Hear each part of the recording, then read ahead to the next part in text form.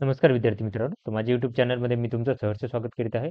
तर तुमच्यासाठी एका महत्त्वपूर्ण विषयावरती व्हिडिओ घेऊन आलो आहे. तो म्हणजे एम-पी-एस-सीने राज्यसेवा 2024च्या संदर्भात एक महत्त्वपूर्ण माहिती प्रसिद्ध प्रसिद्ध केलेलं आहे. त्याच्या संदर्भात तुम्हाला माहिती देणार आहे. त्यामुळे व्हिडिओ शेवटपर्यंत पहा आणि माझ्या चॅनलवर नवीन असेल तर प्लीज चॅनलला सबस्क्राईब करा. हे माहितीपत्रक आहे आत्ताच एक 2 मिनिटापूर्वी प्रसिद्ध झालेलं आहे. 13 तारखेचंच आहे.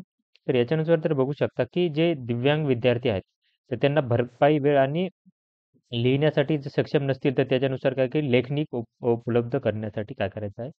त्याच्यानुसार सांगत आहेत, की जे उमेदवार अपंग आहेत, हे आहेत दिव्यांग उमेदवार आहेत, तर त्यांना एक्स्ट्रा वेळ आणि लेखनी हे करण्यासाठी काय करायचं आहे, की त्यांना ईमेल आयडी आहे pre-examination@mpsc.go.in या ईमेल आयडीपर्यंत 20 फेब्रुवारी 2024 पर्यंत त्यांनी पाठवायचं आहे. लक्षात घ्या, की काय करायचं पाठवायचं आहे.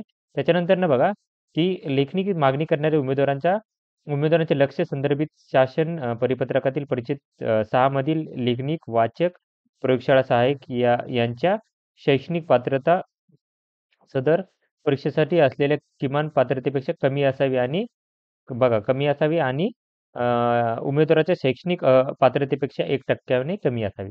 म्हणजे असं सांगत आहे, की ते जे उमेदवार तुम्ही भेटणार आहेत, तर त्याच्यासाठी तुम्हाला त्यांची शैक्षणिक पात्रता त्यांच्यापेक्षा कमी असायला पाहिजे.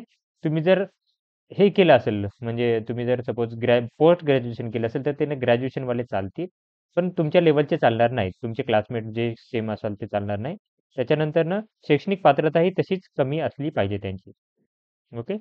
त्याच्यानंतरनं ह्या सूचना होत्या.